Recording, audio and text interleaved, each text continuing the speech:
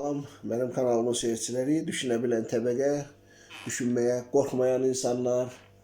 Bugün bir neçə mövzu hakkında kısa xülasə kimi danışacağım. Birinci, iqtisadiyyat hakkında danışmaq istəyirəm. Əlbəttə ki, dünya iqtisadiyyatı, dövlət iqtisadiyyatı haqqında yox. Mən öz yerimi bilən insanam. İnsanın fərdi iqtisadiyyatı. Mənim iqtisadiyyatım olmasaydı, bu telefonu, qələmi, əyin başı əldə eləməsəydim, əlbəttə ki, sizinlə belə çıxış edib maraqlı söhbətlər eləyə bilməzdim. Və maraqlı deyəndə nəzərdə tutmayın ki, yalnız özümü nəzərdə tuturam maraqlı. Sizin yazdığınız kommentlər də çox maraqlıdır. Ətrafında bəzən diskussiya da olur. Yəni, insanın iqtisadiyyatı olmalıdır neysə bir şey eləmək üçün. Yəni, çox şey deyə bilərlər ki, quru kimi ged oturucunan dağın başında ancaq dualar elə filan məsələn. Əlbəttə, mənəviyyat gözəl şeydir, inam gözəl şeydir. Amma bu reallıq, bu həyat elə qurulub ki, mütləq gərək iqtisadiyyatın olar.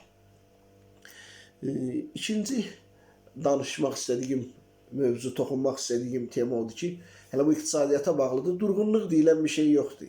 Məsələn, 5 manat maaş alırsansa, deyirsən ki, şükür Allaha filan məsələn, mən onsuz hər ay 5 manat maaş alıram da. Xeyr, durğunluq deyilən bir şey yoxdur. İnflyasiya hər gün gedir. Hər gün dəqiqə və dəqiqə, saniyə və saniyə geriyə gedir. Yəni, durğunluq deyilən bir şey yoxdur. Sən əgər durğunluqda qalmışsansa, geriyə gedirsən.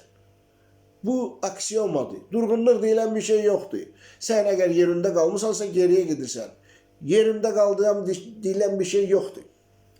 Üçüncü, yenə bu mövzunun davamı kimi, həmişə mən Bruce Lee haqqında çox oxumuşam, elə xoşladığım adam deyil, ancaq fəlsəfəsi, çünki hər şeyi güclə həll eləmək istəyir, vurdu, öldürdü. Ən azından kinosunda elədi, reallıqda tam başqadır. Wing Chun fəlsəfəsini yaradıp o, Wing Chun'un fəlsəfəsinin davamı kimi опережающий kulak, qarşılıqlı yumruq, hücumu qarşılıqlayan yumruq.